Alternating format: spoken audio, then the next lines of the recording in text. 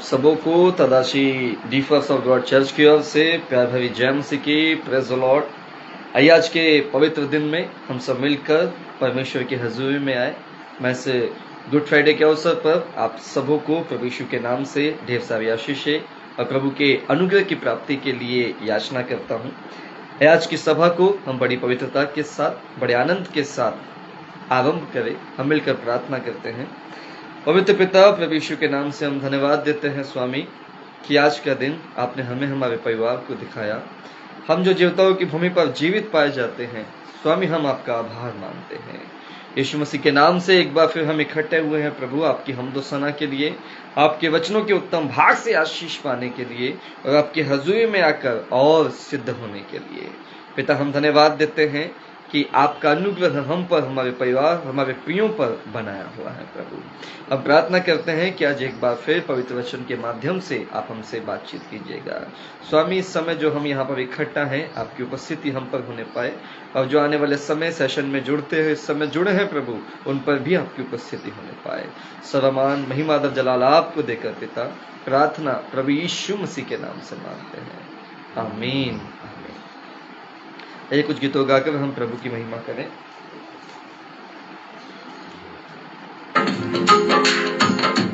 हल, हल, हल।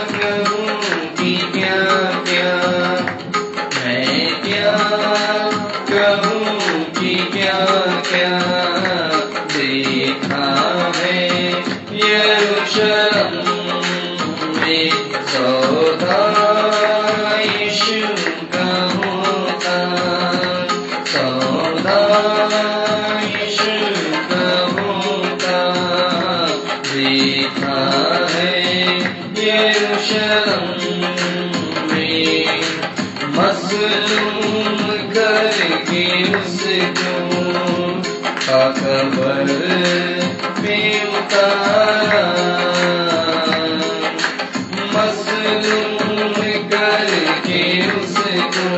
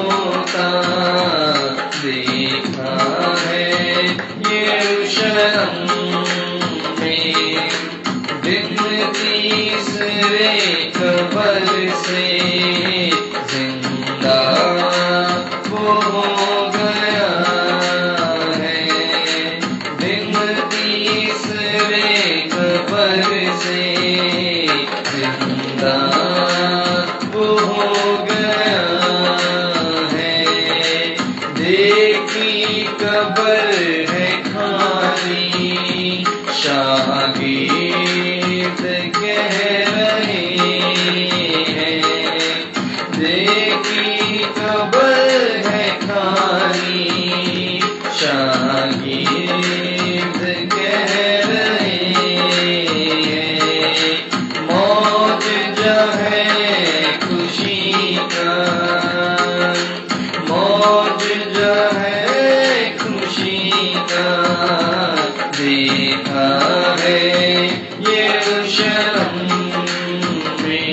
मैं क्या कहूँ कि क्या क्या देखा है यरूशलेम में।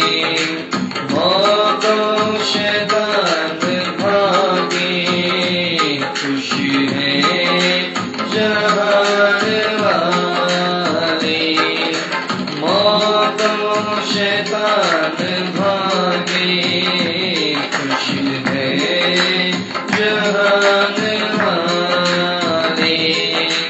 पा गए शिफा दुखी सब जो है ईमान वाले। पा गए शिफा दुखी सब जो है ईमान वाले।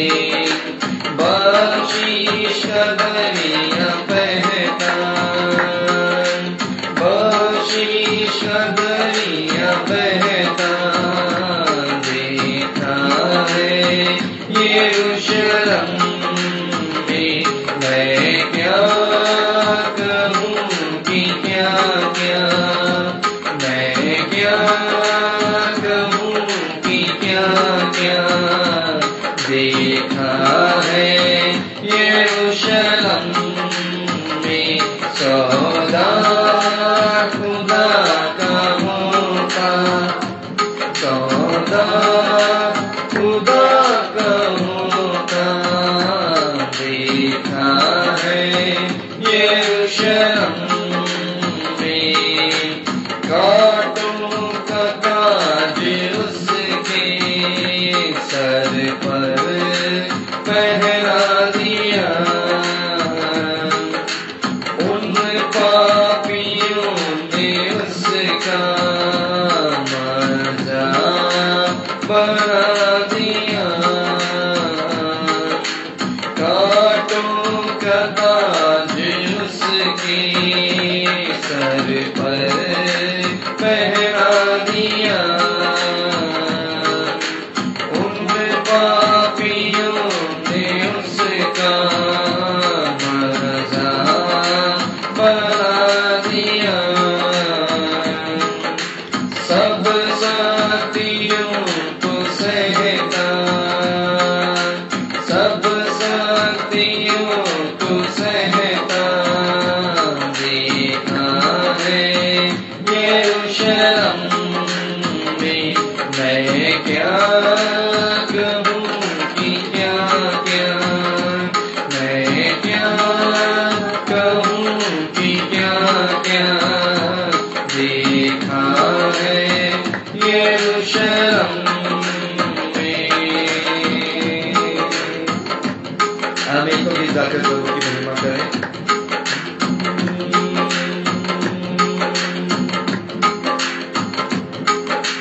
और किसी बात की बड़ाई न करे, यीशु मसीह के क्रूसों।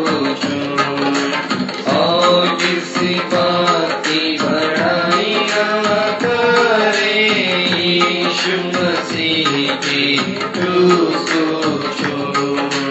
यीशु मसीह के क्रूसों छोड़ प्यारो, यीशु मसीह के क्रूसों छोड़। यीशु मसीह के क्रूसों छोड़ प्यारो, यीशु मसीह के क्रूसों छोड़। और किसी बात की बड़ाई न करे, यीशु मसीह के क्रूसों छोड़।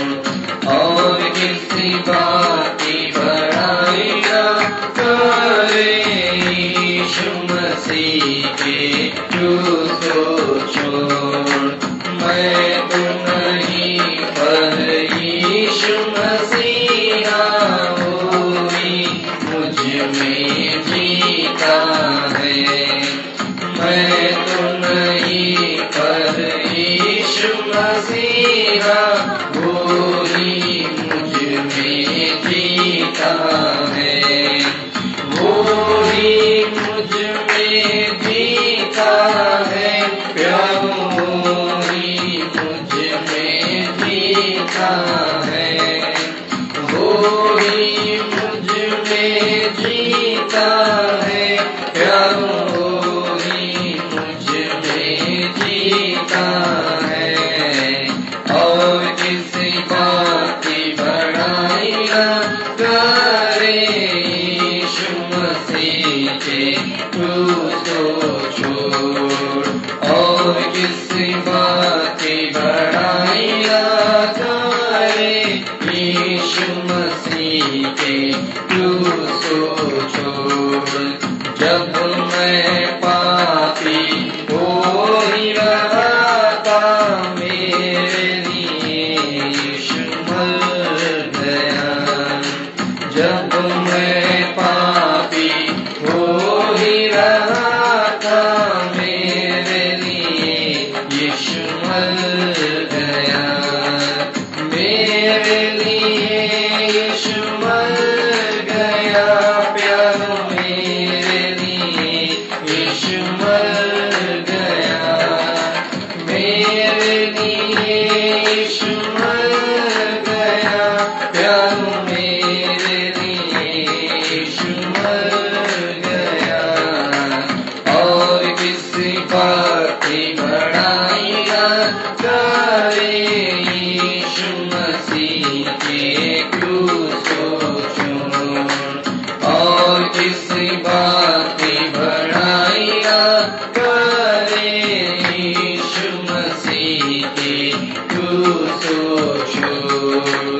यीशु मसीह ने शरीर में आकर पाप पर दंड किया ज्ञानी, यीशु मसीह ने शरीर में आकर पाप पर दंड किया ज्ञानी, पाप पर दंड किया ज्ञानी, प्यारो पाप पर दंड किया ज्ञानी, पाप पर दंड किया ज्ञानी, प्यारो पाप पर दंड किया ज्ञानी। और किसी बात की बड़ाई न करे यीशु मसीह के क्रूस को छोड़, और किसी बात की बड़ाई न करे यीशु मसीह के क्रूस को छोड़। मैं तो नहीं पर यीशु मसीहा वो ही मुझ में जीता है, मैं तो नहीं पर यीशु मसीहा वो ही मुझ में जीता है, वो ही मुझ में जीता है, प्यारो वो ही मुझ में जीता है, वो ही मुझ में जीता है, प्यारो वो ही मुझ में जीता है। और किसी बात की बड़ाई न करे यीशु मसीह के क्रूस को छोड़। आइए समय है कि हम परमेश्वर की पवित्र वचन के लिए प्रार्थना करें। पवित्र अनुग्रहकारी दयालु परमेश्वर यहोवा प्रभु यीशु के नाम से हम धन्यवाद देते हैं स्वामी कि आज का दिन हम आपकी दया से देखने पाए। इस पवित्र दिन के लिए हम आपको धन्यवाद देते हैं स्वामी। प्रभु आज का दिन गुड फ्राइडे कहलाया जाता है क्योंकि पवित्र वचन में लिखा है किसने हमारे उस सुसमाचार का विश्वास किया और किस पर यहोवा का भुज बल प्रकट हुआ। वचन कहता है स्वामी जो ये विश्वास करता है कि यीशु मसीह आपका पुत्र है और यीशु मसीही के द्वारा हम आप तक पहुंच सकते हैं, और यीशु मसीही के द्वारा हमारा उद्धार है। वचन कहता है ऐसों पर यहोवा का भुज बल प्रकट होता है, यहोवा के भुजाओं का बल उस मनुष्य को प्राप्त होता है, क्योंकि लिखा है यहोवा का दाहिना हाथ महान है, उससे सामर्थ के बड़े बड़े काम होते हैं। वचन सिखाता है प्रभु कि जब हम सुसमाचार पर विश्वास करते हैं, जो हमें प्रभु यीशु दिया गया, जब उस पर विश्वास करते हैं कि प्रभु यीशु मसीह मेरे लिए, मेरे परिवार के लिए बलिदान हुआ, हमारे पापों के लिए प्रभु ने अपना बलिदान दिया, तो आप यहोवा अपने भुजबल की शक्ति को उस मनुष्यों पर प्रकट करते हैं, उनके बीच में आप उद्धार करते हैं, अद्भुत काम करते हैं पिता। नाना प्रकार के दुर्बलताओं, बीमारियों को दूर करते हैं, अंधकार से हटाकर ज्योति में ले आते हैं। प्रभु हम उस समाचार पर विश्वास करते हैं जो हमें दिया गया, और हम कहते हैं कि जैसे यहोवा का भुजबल अब तक हम पर प्रकट होता आया है, आगे भी होता रहे। हम प्रार्थना करते हैं पवित्र पिता प्रभु यीशु के नाम से, सुंदर वचन के माध्यम से आप हमसे एक बार फिर बातचीत कीजिएगा। आज का वचन हमारे जीवन में 100 गुना फलवंत होने पाए। पवित्र आत्मा आप सहायता कीजिएगा हमारा मन सोच विचार आज के वचन पर लगने के लिए। जो कुछ भी सुनते हैं सब बातें प्रभु नाम में स्मरण रहने पाए। प्रभु का पवित्र वचन हमारे जीवन में उजाले को लेकर आए, प्रभु के नाम में उद्धार अनुभव को लेकर आए। हम चाहते हैं कि हम वचन को समझ सके और बूझ सके। पवित्र आत्मा आप सहायता करें, आप हेल्प करें। धन्यवाद देते हुए सम्मान, महिमा, आदर, जलाल पिता आपको देकर प्रार्थना प्रभु यीशु मसीह के नाम से मांगते हैं। आमीन, आमीन, आमीन। सबको जय मसीह के। Praise the Lord.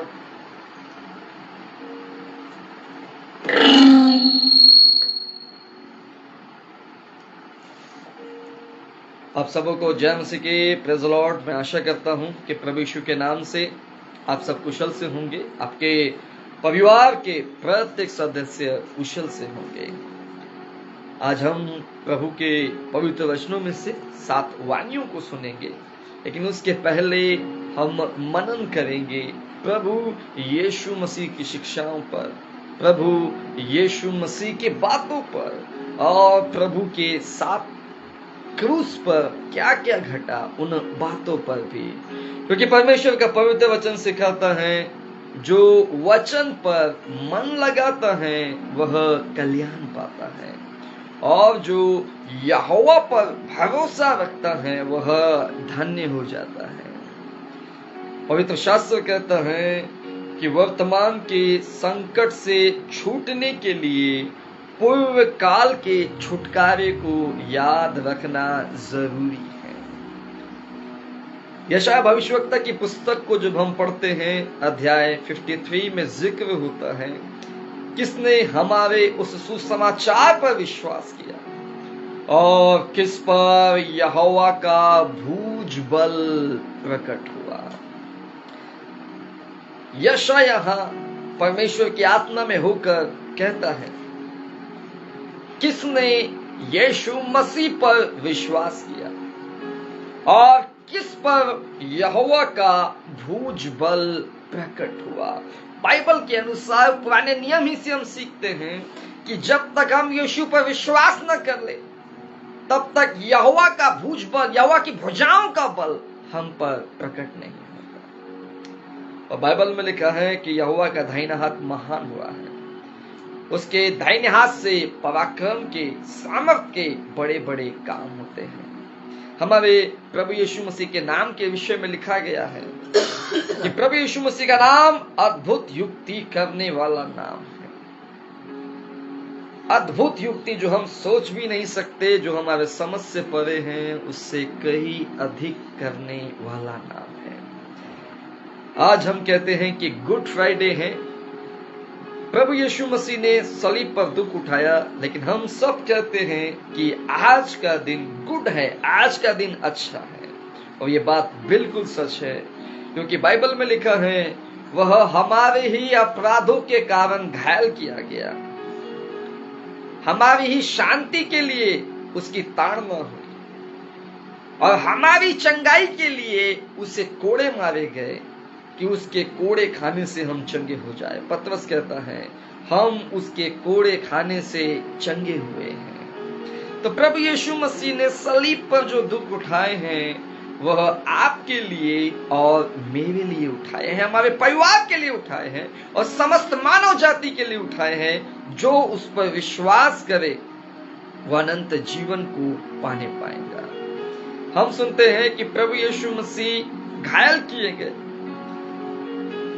प्रभु यीशु मसीह को ताड़ना दी गई हमारी शांति के लिए, हमारे अपराधों के लिए प्रभु यीशु मसीह घायल किए गए, क्योंकि प्रभु यीशु मसीह ने हम सबके पापों को अपने ऊपर सलीब पर ले लिया। पुराने नियम में हम सुनते हैं कि लोग पापों के पश्चाताप के लिए बलिदान चढ़ाने को आया करते थे। अब उन बलिदानों में भांति भांति के पशु शामिल थे, कहीं बैल शामिल हैं, कहीं भेड़ शामिल हैं, कहीं बकरियां शामिल हैं और कहीं कबूतर, कहीं पंडुकी शामिल हैं। और लोग जब उनका बलिदान चढ़ाते थे तो प्रायश्चित किया जाता था उनके अपराधों की क्षमा के लिए। उस समय प्रत्येक मनुष्य अपने अपराध के लिए एक पशु को लेकर आता था, लेकिन प्रभु यीशु मसीह बलिदान हुए हैं सारे मानव जाति के अपराधों के लिए।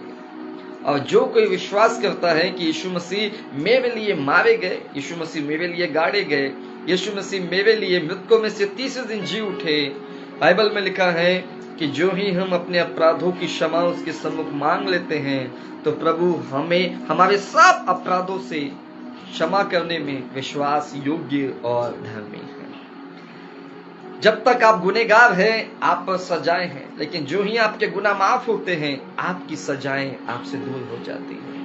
ऐसे ही जब हम प्रभु यीशु मसीह पर विश्वास करके अपने अपराधों की क्षमा मांग कर आने वाला जीवन प्रायश्चित के साथ बिना अपराध जीने के लिए अपने आप को प्रभु के हाथों में सौंप देते हैं तो जितनी सजाएं हमारे जीवन में चल रही थी वो सब हट जाती है। इसलिए बोला गया किसने उस सुसमाचार पर विश्वास किया कि प्रभु यीशु मसीह मेरे लिए, मेरे परिवार के लिए मारा गए, गाड़े गए और मृतकों में से तीसरे दिन जी उठे, और किस पर यहोवा का भुज बल प्रकट हुआ।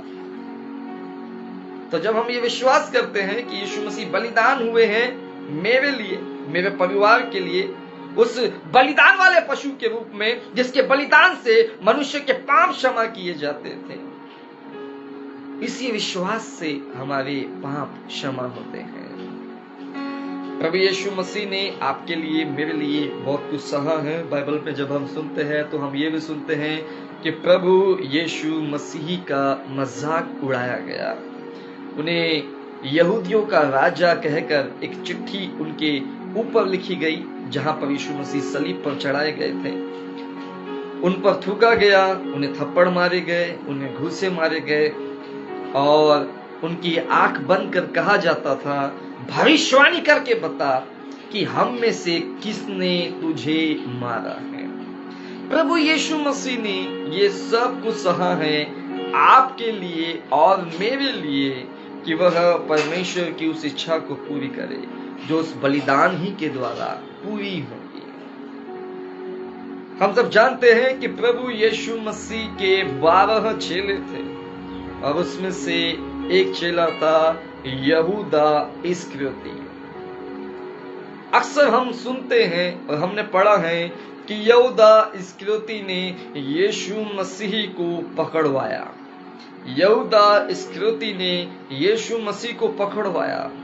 मैं अक्सर सोचता था आरंभिक दिनों में कि यीशु मसीह के साथ यहूदा बहुत लंबे समय तक रहा और यीशु मसीह तो यरूशलेम कई बार आए हैं और कई बार गए हैं।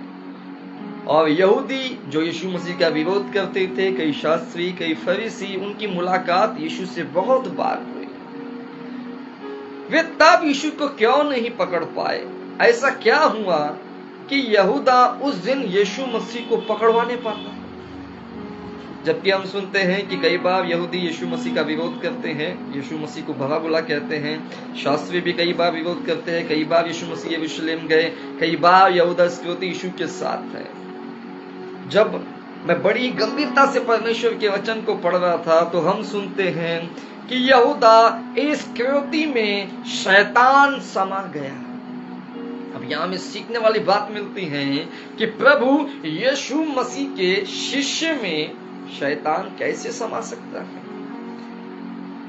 परमेश्वर का पुत्र प्रभु यीशु, उसके साथ उसके 12 चेले हैं। उन 12 चेलों में एक चेला है यहूदा इस्करियोती, और बाइबल में लिखा है कि शैतान यहूदा इस्करियोती के भीतर समा गया।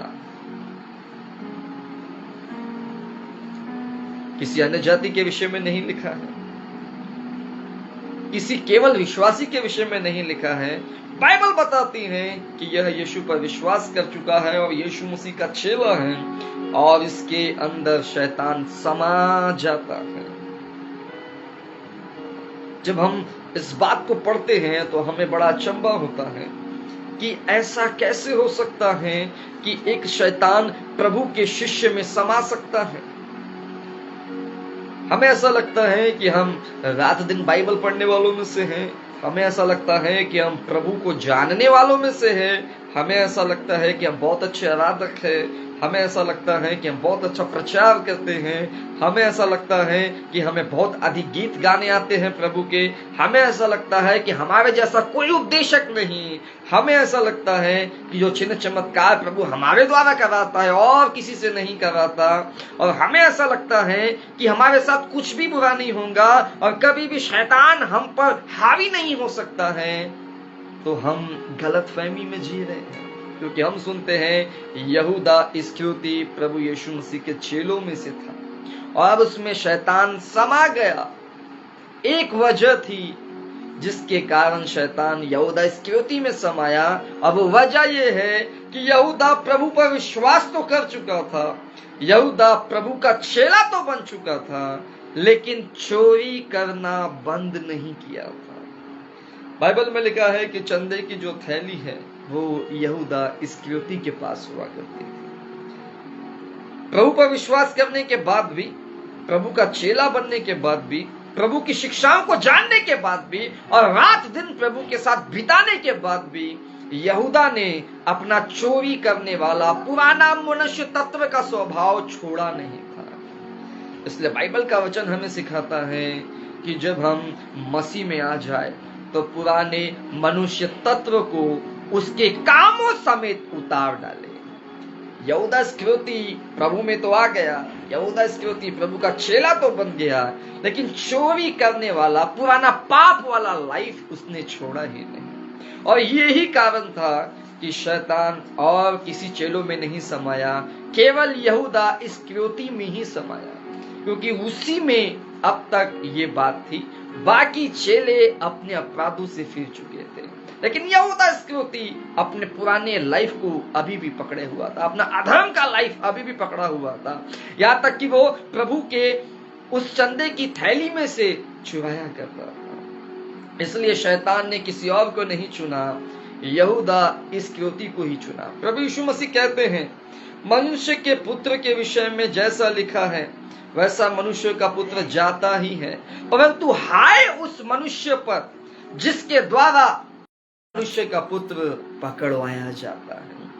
हाय वर्ड, प्रभु ने कहा मेरे बारे में जो लिखा है वो तो पूरा होगा ही होगा, लेकिन हाय है उस व्यक्ति पर, उस मनुष्य पर जिसके कारण ये बातें होगी। यहूदा इस्करियोती के भीतर शैतान समाता है और यहूदा इस्करियोती महायाजकों के पास जाता है और उनसे कहता है कि मैं यीशु मसीह को पकड़वाऊंगा, और इसके बदले में वो सौदा करता है 30 चांदी के सिक्कों का। मैंने आपसे कहा कि यीशु मसीह बहुत बार महायाजकों के बीच में रहे, यहूदियों के बीच में रहे, शास्त्रियों के बीच में रहे, वो उनको पकड़ नहीं पाए। इसलिए क्योंकि यीशु मसीह जहां भी होते थे वहां यीशु मसीह के अनुयायियों की बड़ी भीड़ होती थी, और उस भीड़ के डर के कारण वो लोग यीशु मसीह को पकड़ते नहीं थे, कहीं ऐसा ना हो कि हम प्रभु को पकड़े और बलवा मचे। यहूदा ने महायाजकों से कहा कि मैं यीशु मसीह को पकड़वाऊंगा, और उस दिन से यहूदा इस्करियोती प्लानिंग करने लगा कि एक दिन ऐसा मिल जाए जिस दिन भीड़ प्रभु से दूर हो, प्रभु भीड़ में ना हो, प्रभु अकेला हो। और वो दिन आया जब यीशु मसीह भीड़ में नहीं थे, और यहूदा इस्करियोती इस बात का फायदा उठाकर यीशु मसीह को पकड़वाता है।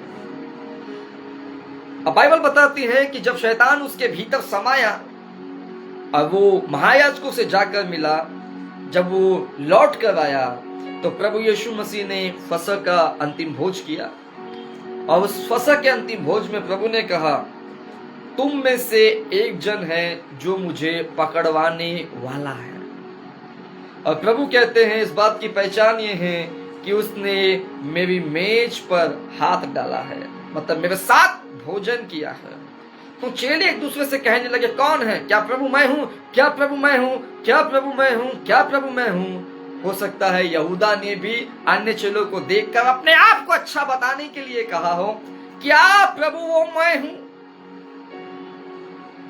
बाइबल के अनुसार हमें बड़ा अवसर दिया जाता है कि हम अपने आप को बदल लें, हम उन अपराधों को करने से रुक जाए जिनकी प्लानिंग हमारे दिमाग में चल रही है। यहूदा भी बात तय करके आया था, और प्रभु ने यहां कह दिया कि तुम में से एक है जो मुझे पकड़वाने वाला है। यहूदा चाहे तो यहां भी अपने आप को बदल सकता था। अब कई लोग ये सोचेंगे और कहेंगे कि वो कैसे बदलता, उसमें तो शैतान समा गया था, उस पर किसने अधिकार ले लिया है? शैतान ने। तो वो कैसे बदलता, वो कैसे अपना मन फिराता?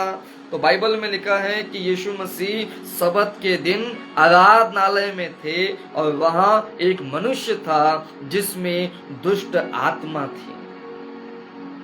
एक व्यक्ति जिसमें दुष्ट आत्मा है वो आराधनालय कैसे पहुंच सकता है? इसका मतलब है कि दुष्ट आत्मा आपको आराधनालय पहुंचने से नहीं रोकती है, शैतान आपको परमेश्वर का वचन सुनने से नहीं रोकता है, और शैतान का आपके मन पर कोई अधिकार नहीं है। आप जो भी करते हैं अपने फैसले से करते हैं, वो केवल आपको भरमा सकता है। यहूदा चाहता तो उस दिन अपने आप को बदल सकता था, वो पाप करने से अपना मन फिरा सकता था, अपने आप को रोक सकता था, लेकिन उसने नहीं किया, क्योंकि रुपए का लोभ सब प्रकार की बुराई की जड़ है। यहूदा के सम्मुख 30 चांदी के सिक्के थे, और यहूदा ने प्रभु और चांदी के सिक्कों में से चांदी के सिक्कों को चुना।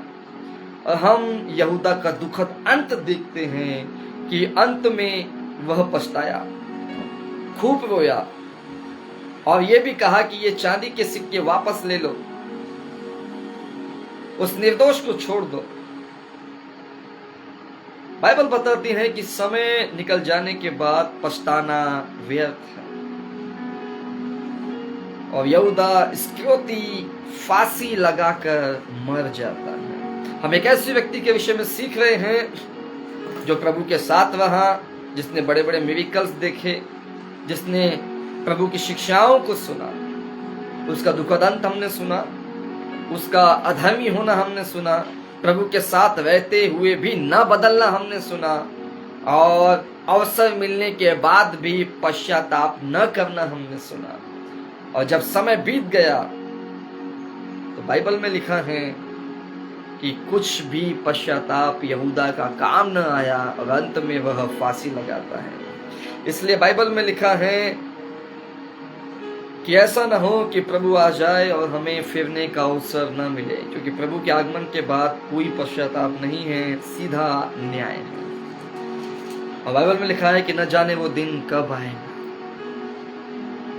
इसलिए हम यहूदा वाला जीवन छोड़ दें।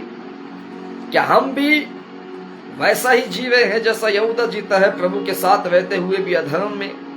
क्या हम भी ऐसे जीवे हैं कि जब प्रभु और रुपयों, प्रभु या पाप में से किसी को चुनने का अवसर मिलता है तो हम रुपयों या पाप को चुनते हैं? यदि हम ऐसे जी रहे हैं तो हमारा ऐसा जीवन का अंत बड़ा दुखद है और महिमा रहित है। कहीं भी हम प्रभु की महिमा देखने नहीं पाएंगे। प्रभु अपने शिष्यों से कहते हैं, पतरस, हे शिमोन, देख शैतान ने तुम लोगों को मांग लिया है कि गेहूं के समान फटके। आप सब जानते हैं कि गेहूं को फटका जाता है कि दाना अलग किया जाए और भूसी अलग किया जाए। प्रभु कहते हैं, हे शिमोन, देख शैतान ने तुम लोगों को मांग लिया है। बाइबल के अनुसार शैतान हमारी परीक्षा विदाउट परमेश्वर के परमिशन के कर ही नहीं सकता। वो परमेश्वर से परमिशन लेकर आता है हमारी परीक्षा करने के लिए। न्यू टेस्टामेंट में हम सुनते हैं, तब आत्मा उसे जंगल में ले गया उसकी परीक्षा करने के लिए। आत्मा वर्ड यूज होता है। फिर हम सुनते हैं कि शैतान ने परमेश्वर से कहा, क्या अय्यूब बिना भय के आपका लाभ मानता है? परमेश्वर ने उसे परमिशन दी, जा तो जैसी परीक्षा अय्यूब के लेना चाहता है ले, परंतु तू उसके प्राणों को नहीं ले सकता। बाइबल हमें सिखाती है कि शैतान परमेश्वर की परमिशन लेकर ही हमारी परीक्षा करने के लिए आता है, और परमेश्वर जितनी परीक्षा करने की परमिशन उससे दे वो उतना ही कर सकता है। और प्रभु कहते हैं, हे शिमोन, देख शैतान ने तुमको मांग लिया है कि तुम्हारी परीक्षा करे। बाइबल बताती है कि परीक्षा बीमारी में भी हो सकती है, परीक्षा कलेशों में भी हो सकती है, परीक्षा जब प्रभु के नाम से हमें सताया जाए तब भी हो सकती है। और बाइबल में लिखा है कि वो ऐसी परीक्षा ले रहा है कि जैसे गेहूं को पटका जाता है कि दाना अलग किया जाए और भूसी अलग किया जाए, वैसे हालात तुम्हारे जीवन में आने वाले हैं। अब उस समय यदि तुम विश्वास में रहो तो तुम मेरी गेहूं हो जिन्हें मैं अपने खत्ते में इकट्ठा करूंगा। और उस समय यदि तुम मुझसे फिर जाओ तो तुम वो भूसी हो जो अलग करके आग में झोंकी जाती है। यीशु वहां पर शिमोन से बहुत अच्छा कहते हैं, मैंने तुम्हारे विषय में प्रार्थना की है कि तुम्हारा विश्वास जाता न रहे। प्रभु कहते हैं परीक्षा तो आएंगी, लेकिन मैं प्रार्थना करता हूं कि तुम्हारा विश्वास जाता न रहे।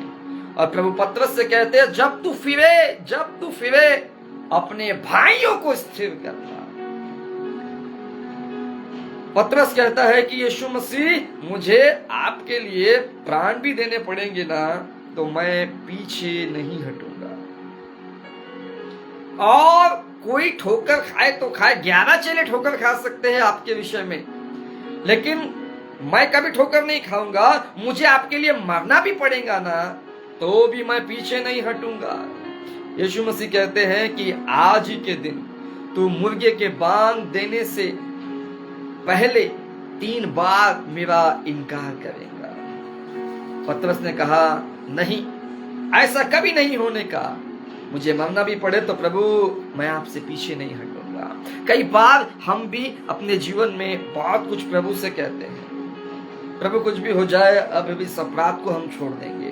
प्रभु कुछ भी हो जाए, आज से हमने नशा छोड़ दिया, आज से हम दोबारा इस काम को नहीं करेंगे। हम बहुत सारे वायदे प्रभु के साथ करते हैं और करने के बाद उन वायदों को तोड़ डालते हैं। पतरस ने वादा किया था कि यीशु बाकी चेले छोड़ सकते हैं, मैं कभी नहीं छोड़ूंगा।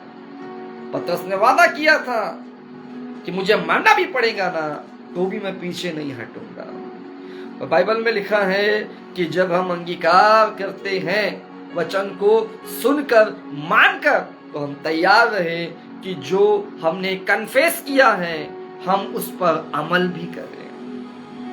कुछ समय बाद हम सुनते हैं कि यीशु मसीह को पकड़ लिया गया और लोग आग सुलगाकर बैठे हुए थे।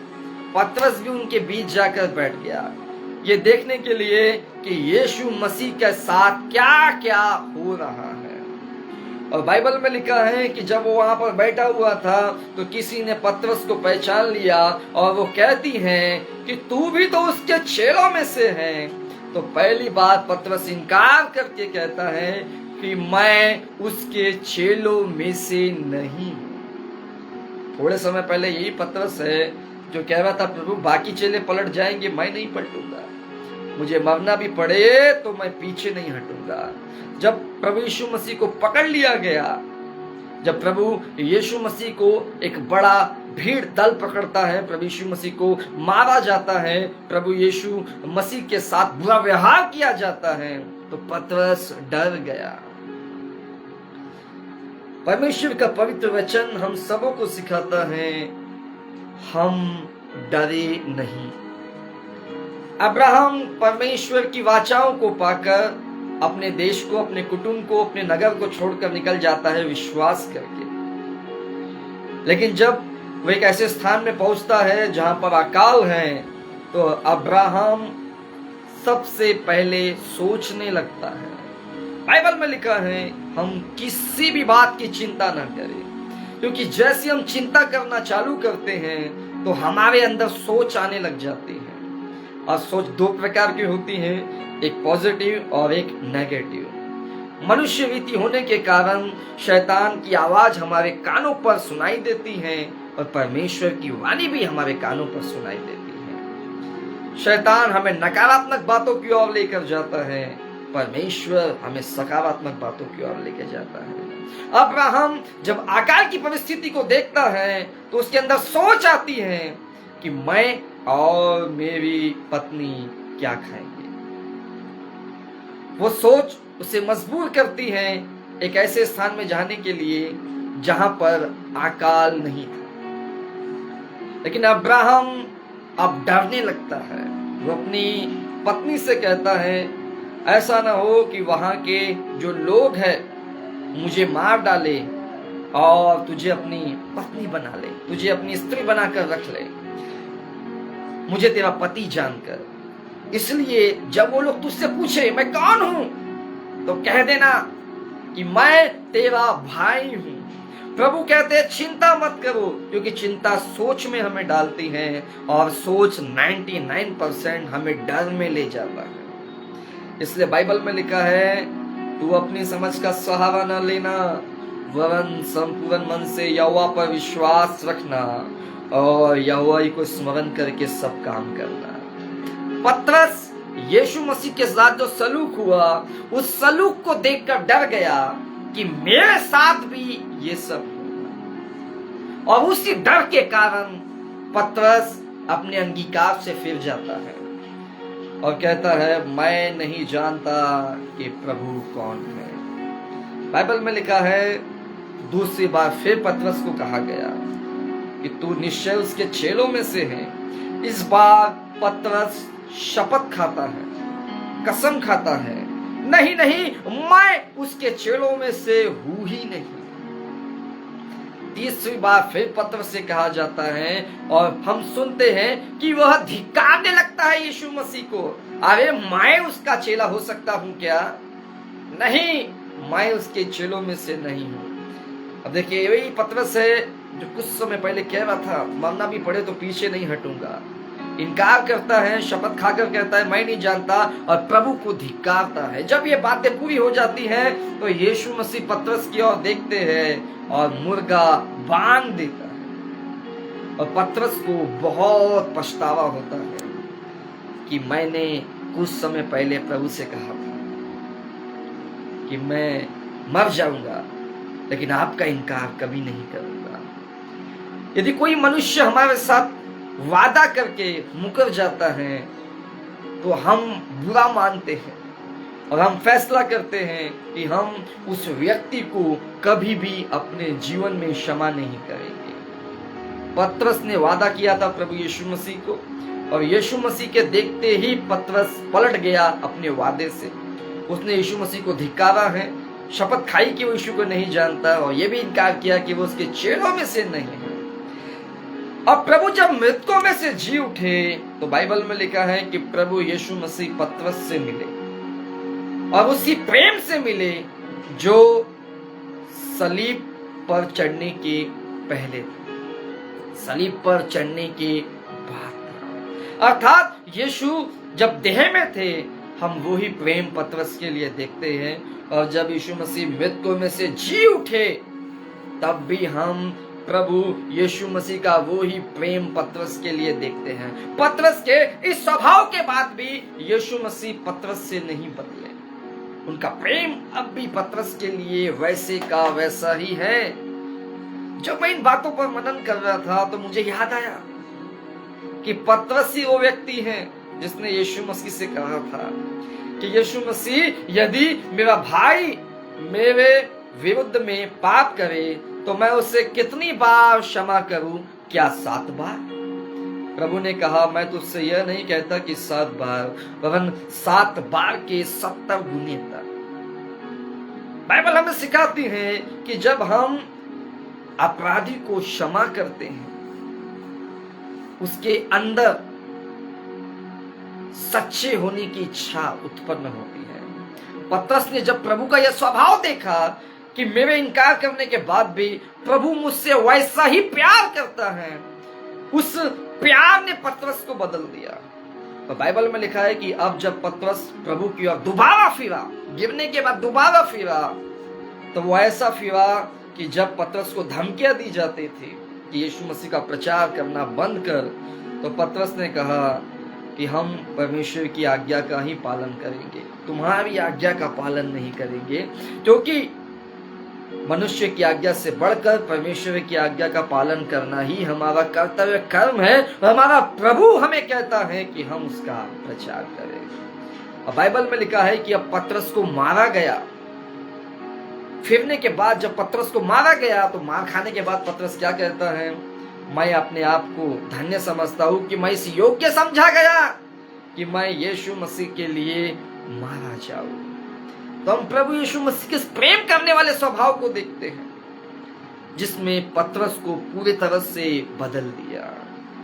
हो सकता है कि आपने भी बहुत बार प्रभु को अंगीकार किए हो, और अंगीकार करने के बाद आपने वही काम किया हो जिस कामों का त्याग आपने किया था।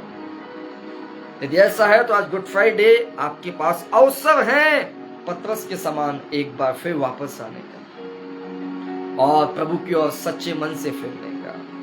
और जब हम दोबारा फिरकर प्रभु के पास जाते हैं सच्चे मन से, तो पहले से दुगना प्रभु हमें उठाता है। हम उस पतरस को कई गुना आशीषित देखते हैं फिरने के बाद पहले के मुकाबले। ऐसी बहुत सारी बातें हैं, यदि एक के बाद एक हम सुने तो बहुत लंबा समय बीत जाएगा। आए हम 7 वाणियों की ओर बढ़ते हैं। हम एक एक कर प्रभु की 7 वाणियों को सुनेंगे और शॉर्ट में, सरल भाषा में, सिंपल शब्दों में, बड़ी गंभीरता और बड़े ज्ञान के साथ हम प्रभु की एक एक वाणी के मतलब को समझेंगे, जो हमारे जीवन में आशीषमय है। हम पढ़ना आरंभ करेंगे। हमारे बीच में प्रभु की दासी हैं जो एक एक वाणियों को पढ़ेंगे और हम सब मिलकर उन पर मनन करेंगे। हाँ, पढ़े लूका 23 का 34। पहली वाणी हम सुनते हैं जो पाई जाती है लूका 23 का 34 में। 23 का 34। लूका 23 का 34 में। हाँ, हम पढ़ेंगे। तब यीशु ने कहा, हे पिता, इन्हें क्षमा कर, क्योंकि ये जानते नहीं कि क्या कर रहे हैं। तो हम सब जानते हैं कि प्रभु यीशु मसीह को सलीब पर चढ़ाया गया। सलीब पर चढ़ाने के पहले बहुत बुरा व्यवहार प्रभु यीशु मसीह के साथ हुआ है, जिसमें कांटों का ताज उनके सर पर पहनाया गया है, उनकी आंखों को मूंद कर उन्हें मारा गया और मजाक उड़ाकर कहते थे, भविष्यवाणी करके बता कि हम में से किसने तुझे मारा है। फिर हम सुनते हैं कि यीशु मसीह को बैजनी वस्त्र पहनाकर राजा के रूप में बनाकर उनका मजाक उड़ाया गया। फिर हम सुनते हैं कि यीशु मसीह को कोड़े मारे गए, यीशु मसीह को कांट पर ठुकवाया गया, उनके पांव को, उनकी हथेलियों को सलीब पर खीलों द्वारा ठोका गया और बड़ा ही बुरा व्यवहार उन्होंने प्रभु यीशु मसीह के साथ किया। जिन लोगों ने ऐसा किया, प्रभु यीशु मसीह उन लोगों के विषय में पिता से कहते हैं, पिता इन्हें क्षमा कर, क्योंकि यह नहीं जानते क्या करते हैं। बाइबल में लिखा है कि परमेश्वर प्रेम है, और जो प्रेम नहीं करता वो परमेश्वर को नहीं जानता। प्रभु यीशु मसीह हम उसके अनुयायियों को शिक्षा देते हैं कि हम हमारे अपराधियों को क्षमा करें। यदि प्रभु, जिन्होंने प्रभु के साथ ये सब किया, उन्हें क्षमा ना करते तो हम में से बहुत से लोग इस विचारधारा को रखते कि जब प्रभु ने क्षमा नहीं किया तो हम भी क्षमा नहीं करेंगे। प्रभु ने उन लोगों को क्षमा किया क्योंकि क्षमा के द्वारा अपराधी बच जाता है। बाइबल में लिखा है कि परमेश्वर पापी के मरने से खुश नहीं होता। यहोवा चाहता है कि मनुष्य बदले और जीवन को पाए, मृत्यु को नहीं। प्रभु यीशु मसीह का स्वभाव है क्षमा करने वाला। और बाइबल में लिखा है कि जब तक हम अपने अपराधियों को क्षमा न करें तो हमारे अपराध भी क्षमा न किए जाएंगे। तो प्रभु यीशु मसीह अपने प्राण के अंतिम दिनों में है त्यागने पर, और प्रभु नहीं चाहते कि जब वे कब्र में जाए और मृतकों में से जी उठे तो उनके ऊपर कोई भी अपराध गिना जाए।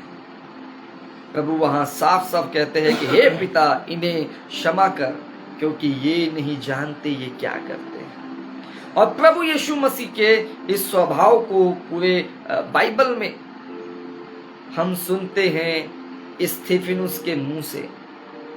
स्तिफनुस प्रभु यीशु मसीह का प्रचार कर रहा है। सुनने वाले स्तिफनुस पर भड़कते हैं, पथराव करके स्तिफनुस को मार डालने का यत्न करते हैं। स्तिफनुस पर पथराव किया गया। स्तिफनुस लहूलुहान घायल है और उसकी अंतिम सांसें चल रही हैं और वो यीशु मसीह के सेम शब्दों को दोहराता है, सेम वर्ड्स वो कहता है कि हे पिता इन्हें क्षमा कर क्योंकि ये नहीं जानते कि ये क्या कर रहे हैं। बाइबल में लिखा है कि जब स्तिफनुस ने ये वर्ड कहा कि हे पिता इन्हें क्षमा कर, ये नहीं जानते कि ये क्या कर रहे हैं, ये सेम वर्ड प्रभु ने कहे थे जब लोग प्रभु को मार रहे थे, प्रभु के प्राण को हानि पहुंचा रहे थे। वही बातें स्तिफनुस पर बीत रही। स्तिफनुस यहाँ कहीं नहीं कहता प्रभु मेरी मौत का पलटा लेना, प्रभु ऊपर से आग गिरे ये भस्म हो जाए, प्रभु आप इनकी दुर्दशा कर देना, प्रभु आप इनके घराने का सत्यानाश कर देना। वो वही शब्दों को दोहराता है जो हम पहली वाणी मसीह के मुंह से सुनते हैं, हे पिता इन्हें क्षमा कर क्योंकि ये नहीं जानते ये क्या कर रहे हैं।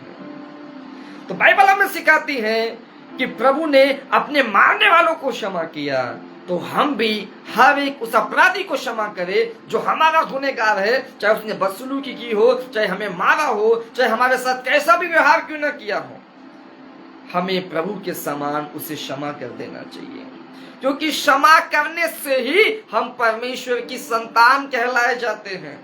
यदि हम क्षमा ना करें तो हमारी गिनती परमेश्वर की संतानों में नहीं है। ये बात स्तिफनुस समझ गया और उसने कहा प्रभु इन्हें क्षमा कर, ये नहीं जानते ये क्या करते हैं। जब उसने ये बात कही तो स्तिफनुस के मुख से हम सुनते हैं वो कहता है मैं स्वर्ग को खुला हुआ देख रहा हूं और परमेश्वर के पुत्र को परमेश्वर के दाहिने ओर खड़ा देख रहा हूं। जबकि बाइबल में लिखा है कि प्रभु यीशु मसीह परमेश्वर के दाहिने ओर बैठे हैं। लेकिन उस दिन जब स्तिफनुस प्रभु यीशु मसीह के स्वभाव को अपने भीतर रखकर क्षमा करता है तो मैं ऐसा मानता हूं कि स्तिफनुस के वेलकम के लिए प्रभु यीशु मसीह खड़े हो जाते हैं। क्योंकि जो बात प्रभु औरों में देखना चाहते थे वो स्तिफनुस में प्रभु ने उस दिन देखी कि उसने अपने मारने वालों को भी प्रभु के समान क्षमा किया। तो जब हम क्षमा करने वाला स्वभाव रखते हैं तो स्वर्गीय आशीष हमारे लिए खुलती है, हम प्रभु को देखने पाते हैं, हम स्वर्ग तक की बातों को देखने पाते हैं और हम प्रभु को निहारने पाते हैं। इसके पहले कभी स्तिफनुस ने ऐसा नजरिया या ऐसी आत्मिक अनुभव को नहीं पाया। लेकिन जब प्रभु वाला स्वभाव अपने अंदर लाया, माफ करने वाला, वो कहता है मैं स्वर्ग को खुला हुआ देख रहा हूं और यीशु मसीह को परमेश्वर के दाहिने खड़ा देख रहा हूं। मारने वालों के विषय में कोई डहा नहीं, कोई बदला नहीं, कोई हानि नहीं, सिर्फ वही वर्ड जो प्रभु ने कहे, हे पिता इन्हें क्षमा कर, क्योंकि ये नहीं जानते ये क्या कर रहे हैं। अब हम दूसरी वाणी की ओर बढ़ते हैं। लूका 23 का 43। तो दूसरी वाणी है वो पाई जाती है लूका 23 का 43। आइए हम पढ़ेंगे। उसने उससे कहा, मैं तुझसे सच कहता हूँ कि आज ही तू मेरे साथ स्वर्गलोक में होगा। हम सब जानते हैं कि यीशु मसीह को जब सलीब पर चढ़ाया गया तो यीशु मसीह के दाहिने और बाहिनी और दो और पापी थे। लोग प्रभु यीशु मसीह का मजाक उड़ावे थे और कह रहे थे, इसने बहुतों को बचाया है, आज अपने आप को बचा ले। और एक पापी प्रभु से कहता है, यदि तू मसीह है तो अपने आप को भी बचा और हमें भी बचा।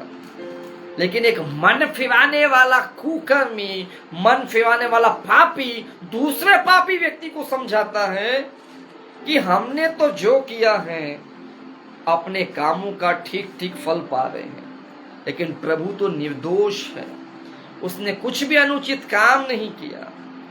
और वह प्रभु यीशु मसीह के सलीब पर चढ़ने को प्रभु यीशु मसीह के पाप के कारण नहीं देखता, वो उस बलिदान के लिए देखता है जिसकी चर्चा सेशन शुरू होते ही हमने की कि किसने उस सुसमाचार पर विश्वास किया, किस पर यहोवा का भुजबल प्रकट हुआ, क्योंकि वह हमारे ही अपराधों के कारण घायल किया गया, हमारी ही शांति के लिए उस पर ताड़ना पड़ी कि उसके कोड़े खाने से हम चंगे हो जाए। वो मन फिराने वाला कुकर्मी यीशु मसीह पर विश्वास करता है उस वचन के अनुसार कि प्रभु यीशु मसीह जो सलीब पर है वो किसी पाप के कारण नहीं, वह मुझ जैसे पापी के लिए है कि मेरे पाप का भार प्रभु उठा ले।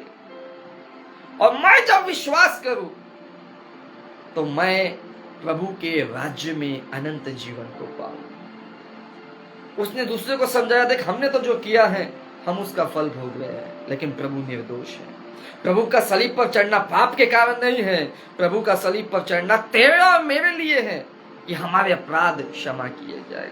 और वह यीशु से कहता है कि यीशु मसीह जब आप अपने राज्य में आओगे, उसने विश्वास किया कि प्रभु का द्वितीय आगमन है। वो कहता है जब तू अपने राज्य में आए तो मेरी सुधि लेना, प्रभु उस राज्य में मुझे जगह देना।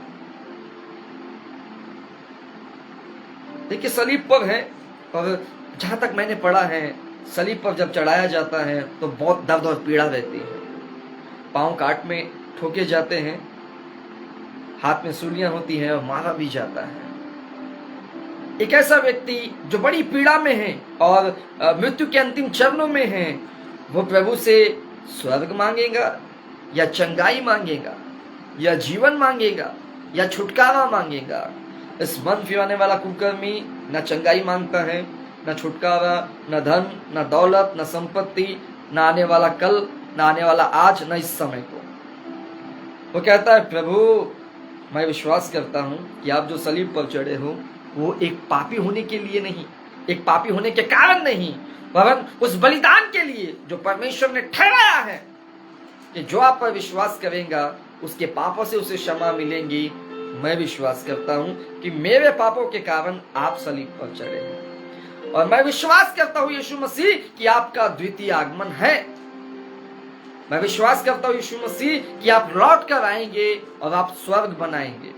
तो जब यीशु मसीह आप स्वर्ग को बना लोगे तो मुझे आपके स्वर्ग में जगह देना। देखिए यीशु मसीह को जब भी कोई ऐसा व्यक्ति मिला जिसने अनोखी बातें कही जो औरों से अलग हो, प्रभु ने उसकी सराहना की है। प्रभु सूबेदार से कहते हैं मैंने तेरे जैसा विश्वास इस्राएलियों में भी नहीं देखा। ये मन फिराने वाला कुकर्मी प्रभु से न धन मांगता है, न दौलत मांगता है, न चंगाई, न जीवन, न छुटकारा, प्रभु मुझे स्वर्ग में जगह देना मांगता है। हम में से ऐसे कितने हैं जो स्वर्ग मांगते हैं, जो पूरा माइंड सेटअप स्वर्ग का लेकर चल रहे हैं। उस समय मैं ऐसा मानता हूं कि एक ही था, अन्य भी होंगे, लेकिन मेरा मानना यह है कि एक ही था, क्योंकि उसी दिन प्रभु ने कहा कि तू आज ही मेरे साथ स्वर्ग लोक में होगा। आज ही बोला प्रभु ने, तू आज ही मेरे साथ स्वर्ग लोक में होगा। तो बाइबल हमें सिखाते हैं कि हम विश्वास करें कि प्रभु यीशु मसीह पर विश्वास करने से हमें हमारे अपराधों की क्षमा मिलती है। हम विश्वास करें कि यीशु मसीह का द्वितीय आगमन है। हम विश्वास करें कि प्रभु यीशु मसीह आएंगे, स्वर्ग को बनाएंगे और हम बुद्धिमान बने, क्योंकि प्रभु सिखाते हैं कि ज्योति की संतान के मुकाबले संसारिक लोग अधिक बुद्धिमान हैं, क्योंकि वो फोकस करते हैं उन चीजों पर जिसे वो पाना चाहते हैं। इसके विषय में प्रभु ने चतुर भंडारी का दृष्टांत कहा, जिसमें चतुर भंडारी को जब लेखा देना था तो वो ये कहता है कि भीख मांगना मुझे आता नहीं, मजदूरी मुझसे होगी नहीं, तो मैं एक प्लान करता हूं कि मेरे जीवन में अच्छे दिन बने रहें, मैं मेरे स्वामी के लेनदारों के साथ मिलकर कुछ बातें तय कर लेता हूं, जिसमें वो कहता है तेरा कितना लेन देन है मेरे स्वामी से, 80 है तो 50 लिख ले, 100 है तो 80 लिख ले, ताकि जब मुझे स्वामी काम से निकाल दे तो लोग मुझे अपने घरों में रख ले, क्योंकि मैंने उनके दिल में जगह बना दी है। देखिए, आज के विषय को लेकर वो कल की प्लानिंग कर रहा है कि मेरा कल अच्छा होना चाहिए। हम आज में जी रहे हैं। बाइबल के अनुसार ज्यादा से ज्यादा 70 साल 80 साल खान पान अच्छा है तो 90 साल, उससे अधिक प्रभु की इच्छा 100 या 120 साल हम जिएंगे। सदा के लिए हम यहाँ नहीं रहेंगे। हम आज के सुख को देख रहे हैं, लेकिन मन फिराने वाले कुकर्मी ने कल के सुख को देखा, जो अनंत जीवन है, जो हमेशा का रहेगा। उसने कहा प्रभु मुझे स्वर्ग चाहिए। उसका पूरी मानसिकता है कि स्वर्ग एनी हाउ उसे मिलना चाहिए। अब यीशु मसीह इसी बात को सिखाने के लिए पृथ्वी पर आए थे, अब वो बात उसने सीखी। इसलिए प्रभु कहते हैं तू आज ही मेरे साथ स्वर्ग लोक में होगा। हम तीसरी वाणी की ओर पढ़ते हैं, यूहन्ना 19 का 26 और 27। हाँ पढ़ेंगे। जब यीशु ने अपनी माता और उस चेले को जिससे वह प्रेम रखता था पास खड़े देखा, तो अपनी माता से कहा, हे नारी देख, यह तेरा पुत्र है। हाँ? तब उसने चेले से कहा, यह तेरी माता है। और उसी समय से वह चेला उसे अपने घर ले गया। हम सुनते हैं कि प्रभु यीशु मसीह अपनी माता से कहते हैं कि हे माता, यह तेरा पुत्र है। अर्थात प्रभु यीशु मसीह बात करते हैं यूहन्ना की, उस चेले की जो प्रभु यीशु मसीह से बहुत प्यार करता था। और उस चेले से भी प्रभु कहते हैं कि यह तेरी माता है। प्रभु यीशु मसीह परमेश्वर के पास उठा लिए जाने वाले थे, और प्रभु यीशु मसीह चाहते थे कि उनकी माँ का ख्याल जैसा वो रखते थे वैसा ही कोई रखे। और प्रभु यीशु मसीह यह भी चाहते थे कि प्रभु यीशु मसीह जैसे अपने चेले से प्रेम रखते थे, वैसे ही प्रभु यीशु मसीह के चेले यूहन्ना से उसकी माता भी प्रेम रखे। ध्यान से सुनिएगा कि माता मरियम यीशु मसीह की माता है। यूहन्ना माता मरियम का बेटा नहीं है, वो प्रभु यीशु मसीह का चेला है। और प्रभु वहां पर कहते हैं कि आज से मेरी माँ तेरी माँ है, और माता आज से यूहन्ना तेरा बेटा है। और बाइबल में हम सुनते हैं उसी दिन यूहन्ना यीशु मसीह की माँ को अपनी माँ बनाकर अपने घर ले गया। ये जो वाणी है हमें सिखाती है कि हमें उन लोगों से जिनसे हमारा ब्लड रिलेशन नहीं है अपनों के समान प्यार करना है। प्रभु ने कहा माता, आज से ये तेरा बेटा है, जो प्यार तुम मुझसे करती है वैसे ही इससे करना। यूहन्ना से यीशु ने कहा आज से ये तेरी माता, जैसे तू अपनी माँ से प्रीति रखता है वैसे ही मेरी माँ से प्रीति रखना। बाइबल में लिखा है कि परमेश्वर प्रेम है, और जो प्रेम नहीं करता वो परमेश्वर को नहीं जानता। इसलिए प्रभु का वचन कहता है अपने पड़ोसी से अपने ही समान प्रेम रख। जो प्रेम हम अपनों के लिए रखते हैं वैसे ही हमें दूसरों के साथ भी रखना है। प्रभु हमें सिखाते हैं कि हमारे प्रेम में पक्षपात न हो, इक्वलिटी हो, समानता हो। और प्रभु ने 7 वाणियों में जो 30वीं वाणी हम सुनते हैं वहां हमें सीख दी कि तुरंत यूहन्ना को बोला आज से अपनी माँ के समान मेरी माँ को प्यार करना, और अपनी माँ को बोला अपने बेटे के समान यूहन्ना को प्यार करना। तो प्रभु हमें गैरों से अपनों के समान प्रेम करना सिखाता है। हम 4थी वाणी सुनेंगे मत्ती 27 का 46। हाँ आगे। तीसरे पहर के निकट यीशु ने बड़े शब्द से पुकार कर कहा एली एली लमा शबक्तनी, अर्थात हे मेरे परमेश्वर तूने मुझे क्यों छोड़ दिया। 4थी वाणी में हम सुनते हैं हे मेरे परमेश्वर तूने मुझे क्यों छोड़ दिया। इस वाणी को हम भजन संहिता में भी सुनते हैं जो भविष्यवाणी के रूप में प्रकट होती है जो यीशु मसीह के लिए की गई। बाइबल में लिखा है कि यीशु मसीह ने सारे संसार के पाप को अपने ऊपर ले लिया। यीशु मसीह सलीब पर हैं। लोग मजाक उड़ा रहे थे, कह रहे थे रुको रुको रुको, इसने बहुतों को बचाया है। इसने कहा है कि परमेश्वर इसका पिता है, देखते हैं कि वह इसे छुड़ाने के लिए आता है या नहीं है। आप सब जानते हैं कि प्रभु यीशु मसीह पर दुख भोग दिन आए उससे पहले गतसमनी में प्रार्थना की थी और कहा था कि हे पिता मैं यह चाहता हूं कि यह कटोरा मेरा सलीब पर चढ़ना बलिदान होना मुझसे दूर हो जाए, परंतु मेरी नहीं तेरी इच्छा पूरी हो।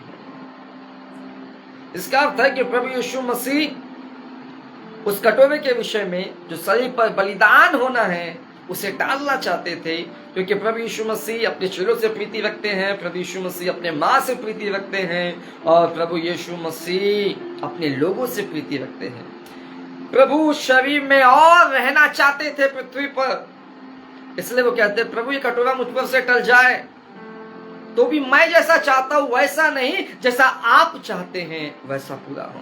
और हम सुनते हैं कि 3 बार प्रभु ने ये प्रार्थना की और जब कोई जवाब नहीं आया तो प्रभु समझ गए कि परमेश्वर की इच्छा है कि मुझ पर ये बातें घटे।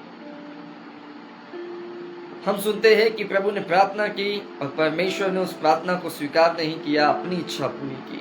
हम कहीं भी यीशु का प्रेम यहोवा के लिए बदलता हुआ नहीं देखते हैं, कहीं भी यीशु के अंदर नफरत नहीं देखते हैं, वाद विवाद गिला शिकवा नहीं देखते हैं। यीशु मसीह परमेश्वर की इच्छा को उसी प्रेम, उसी विश्वास, उसी आदर के साथ स्वीकार करते हैं। हमारे जीवन में भी हम कई बातों के लिए प्रार्थनाएं करते हैं और कुछ ऐसी प्रार्थनाएं जो सुनी नहीं जाती तो हमें प्रभु के प्रति क्रोध आता है, हम प्रभु से दूर हटते हैं, प्रभु पर हमारा विश्वास खोने लग जाता है। ऐसा अक्सर तब होता है जब हमारा कोई प्रिय बहुत बीमार हो और मरने वाला हो और हम प्रार्थना करें कि प्रभु से जीवन दे, और जब वो मसीह में सो जाता है तो बहुत सारे लोग प्रभु के खिलाफ हो जाते हैं। सेम चीज हम यहाँ पर सुनते हैं कि प्रभु अपने प्राणों के विषय में कह रहा था कि कटोरा मुझ पर से टल जाए। क्या प्रभु मृत्यु से डरते हैं? कदापि नहीं। प्रेम हमें सोचने पर मजबूर करता है। प्रभु जानते हैं कि जब प्रभु देह में नहीं रहेंगे उनकी माता पर क्या बीतेगी, उनके शिष्यों पर क्या बीतेगी, जो उनसे प्रीति रखते उन पर क्या बीतेंगी। उनके लिए प्रभु चाहते थे कि यह कटोरा टल जाए। यीशु ने अपनी चाहत रखी, लेकिन ये नहीं कहा मैं जो बोलूंगा वही होना चाहिए, वरन कहा पिता आपकी इच्छा पूरी। पिता की इच्छा पूरी हुई। अब यीशु मसीह सलीब पर पाए जाते हैं। लोग मजाक उड़ा रहे हैं, लोग कह रहे हैं इसने बहुतों को बचाया, अबे देखो देखो ये एलिया को बुला रहा है, देखते हैं एलिया इसको बचाने को आता है या नहीं। वहाँ बहुत सारी बातें यीशु मसीह पर घटी, और जब यीशु मसीह ने पूरे संसार का पाप अपने ऊपर ले लिया तो कुछ क्षण के लिए यीशु मसीह फील करते हैं कि परमेश्वर उनको छोड़ चुका है। क्योंकि वहां वो प्रभु की कोई वाणी नहीं सुन रहे हैं, ना प्रभु की ओर से छुटकारे की कोई सहायता है।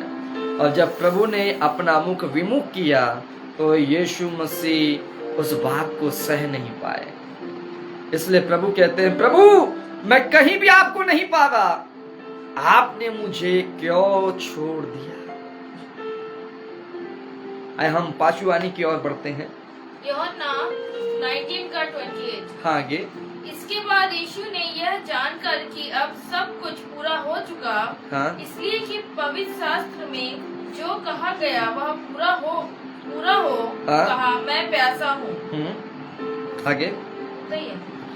हम सुनते हैं कि पांचवी वाणी जिसमें प्रभु यीशु मसीह ने यह जान लिया कि सब कुछ पूरा हुआ, तो वो एक भविष्यवाणी जो अंतिम है, जो प्रभु के विषय में लिखी है, उसे पूरा करने के लिए कहते हैं, मैं प्यासा हूं। हमें भजन संहिता में यह भविष्यवाणी सुनने को मिलते हैं, उन्होंने मुझे पीने के लिए इंद्रियान दिया।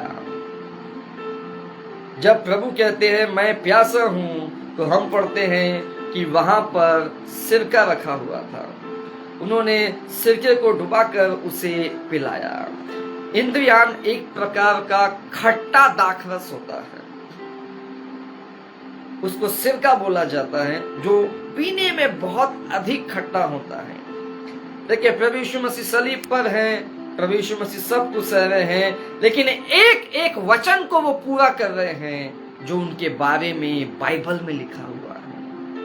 ये एक अंतिम वचन भी प्रभु ने पूरा किया। देखा कि जब सब कुछ पूरा हो रहा है तो एक और भविष्यवाणी थी जो प्रभु के लिए लिखी हुई थी, उसको भी प्रभु ने उस इंद्रियान को सिरके को पीकर पूरा किया। इसलिए प्रभु कहते हैं मैं प्यासा हूं। तुरंत ही वहां के लोगों ने स्पंज से उसे सिरके को पिला दिया, उस खट्टे दाखरस को पिला दिया। तो प्रभु की ये वाणी हमें सिखाती है कि प्राण देने वाले दिन तक, प्राण निकल के समय तक हमको परमेश्वर के हर एक उस वचन को पूरा करना है, मानना है जो हमारे लिए बाइबल में लिखा है। प्रभु के लिए जो जो लिखा था प्रभु ने सबको माना और पूरा किया। हमारे लिए भी बाइबल में बहुत कुछ लिखा है जिन्हें हम जानते हैं। तो अंतिम सांस तक हमें प्रभु के वचन को मानते रहना है। छठी वाणी को हम पढ़ेंगे, यूहन्ना 19:30। जब यीशु ने यह सिरका लिया तो कहा पूरा हुआ, और सिर झुकाकर प्राण त्याग दिए। बाइबल में लिखा है जब सब कुछ पूरा हुआ तो यीशु मसीह ने सिर झुकाकर अपने प्राण त्याग दिए। बाइबल के अनुसार कोई मनुष्य यीशु मसीह के प्राणों को ले नहीं सकता था जब तक यीशु मसीह खुद अपने प्राणों को त्याग न दे। बाइबल में लिखा है कि जीव के वश में ही मृत्यु और जीवन दोनों होते हैं। जो इसको इस्तेमाल करना जानेगा वो इसका फल भोगेगा। यदि आप अपने जीवन काल में बार बार कहते हैं कि मेरी मृत्यु हो जाए, मैं मर जाऊं, मेरी मृत्यु हो जाए, मुझे मर जाना चाहिए, तो आपके शब्द आपके लाइफ में पूरे हो जाते हैं। देखिए यीशु मसीह को ना कांटों की मार, ना कोड़ों की मार, ना बेंत की मार, ना मुक्के, ना घाव, ना सलीब पर जो काट में ठुकराया गया मार पाए। जब तक प्रभु यीशु मसीह ने खुद की मर्जी से प्राण नहीं त्यागे, तब तक यीशु मसीह के प्राण निकले ही नहीं। इसका अर्थ है कि यदि हम इस संसार में रहकर इस विश्वास से जीते हैं कि मैं नहीं मरूंगा, मैं अनंत जीवन को देखूंगा, तो हम मृत्यु के स्वाद को न चखेंगे। प्रभु कहते हैं न्यू टेस्टामेंट में, परंतु इन लोगों में से कई लोग ऐसे भी हैं जो परमेश्वर के पुत्र को द्वितीय आगमन तक आते हुए जब तक ना देख ले तब तक मृत्यु के स्वाद को ना चखेंगे। प्रभु भी चले गए, जिन्हों के विषय में कहा गया वो भी देह में चले गए शरीर छोड़कर, लेकिन प्रभु ने कहा मृत्यु का स्वाद अकॉर्डिंग टू बाइबल दो मौत है, देह और आत्मा। हमें प्रतिदिन अंगीकार करना चाहिए कि हम परमेश्वर के निमित्त स्वर्ग को देखेंगे, हमारी मृत्यु कदापि न होगी, क्योंकि यीशु मसीह को कोई नहीं मार सकता। उसने खुद अपने प्राण त्यागे हैं। हम छठवीं वाणी हो चुकी थी, सातवीं बची है। हम सातवीं वाणी की ओर पढ़ेंगे। लूका 23 का 46। हाँ, आगे। और यीशु ने बड़े शब्द से पुकार कर कहा, हे पिता, मैं अपनी आत्मा तेरे हाथों में सौंपता हूँ। इससे हम कहकर प्राण छोड़ दिए। इससे हम कहते हैं समर्पण। यीशु मसीह कहते हैं, हे पिता, मैं सब कुछ तेरे हाथों में सौंपता हूँ। सब कुछ का अर्थ है कि जो सेवकाई प्रभु ने की, जो लोग बदले, जो लोग अब धर्मी हैं, यीशु मसीह के चेले, माता, भाई, बहने, प्रियजन, सब कुछ उसने कहा, पिता अब मैं आपके हाथों में सौंप देता हूं। इसे कहते हैं समर्पण करना पूरे विश्वास से कि अब सब परमेश्वर संभालेगा। और प्रभु ने कहकर अपने प्राणों को त्याग दिया। मैं संध्या कल स्टडी कर रहा था तो मैं याकूब के मुंह से सुनता हूँ, याकूब बहुत अच्छा कहता है कि हमें समर्पण करके ये कहना चाहिए, यदि प्रभु चाहे तो हम जिएंगे, यदि प्रभु चाहे तो हम इस काम को करेंगे, यदि प्रभु चाहे तो हम उस काम को करेंगे। इसका अर्थ है समर्पित होना, अपने सब बातों के लिए परमेश्वर को समर्पण कर देना। हम चिंता ना ले, हम ना सोचे कैसे होगा, हम ना सोचे कैसे करेंगे, वरन समर्पण कर दे कि सब परमेश्वर करेगा। यीशु मसीह ने प्राण त्यागने के पहले कहा, मैं सब कुछ पिता आपके हाथों में सौंपता हूँ। हमारा आज, हमारा कल, आने वाला समय हम परमेश्वर के हाथों में सौंप दें और निश्चिंत हो जाए।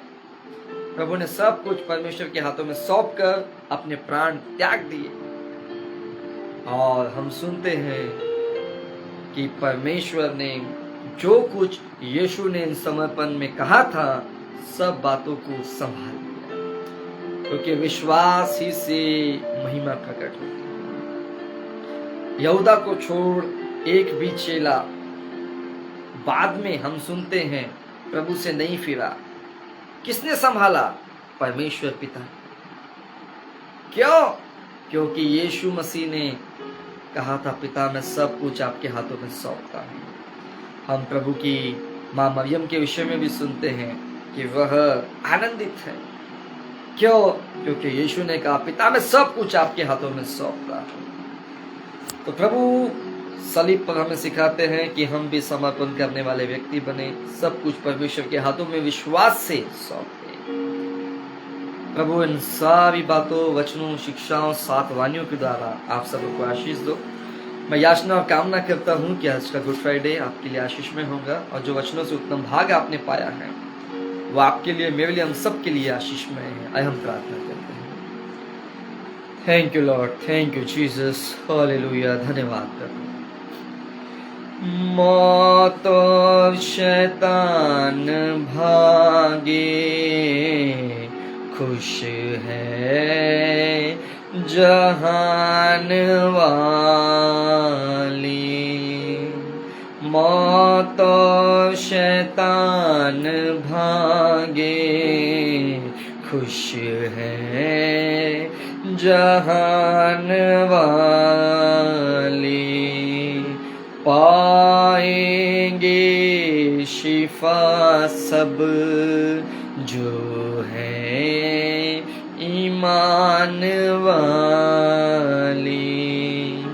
पाएंगे शिफा सब जो है ईमान वाली। बख्शिश का दरिया बहता, बख्शिश का दरिया बहता, देखा है यरूशलेम में।